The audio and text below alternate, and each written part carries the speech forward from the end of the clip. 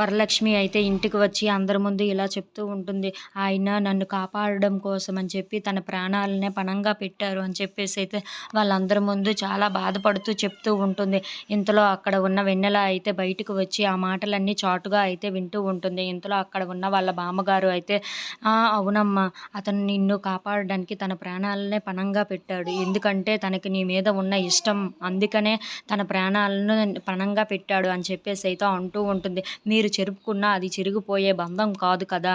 అది మీది జన్మ జన్మల బంధం మీది. ఆ పెళ్లి బంధాన్ని మీరు విడదీసుకున్నారే కానీ అది విడిపోయే బంధం కాదమ్మా అని చెప్పేసైతే అంటూ ఉంటుంది. ఆ మాటలు విన్న వరలక్ష్మి అయితే చాలా బాధపడుతూ అయితే అలా విష్ణు కోసం తలుచుకుంటూ ఏడుస్తూ అయితే ఇంతలో అక్కడ ఉన్న వెన్నెల అయితే, "ఏంటి విష్ణు సార్‌కి, మా అమ్మకి ఉన్న సంబంధం నాకు తెలియకుండా ఏం సంబంధం ఉంది? అయినా మా అమ్మ కోసం తన ప్రాణాలని ఎందుకు పణంగా పెట్టారు? నాకు ఇది తెలుసుకోవాలి ఎలాగైనా" అని చెప్పేసైతే అనుకుంటూ ఉంటుంది. అసలు ఏం జరుగుతుంది ఈ ఇంట్లో అని చెప్పేసైతే చాలా ఆలోచిస్తూ అయితే ఉంటుంది.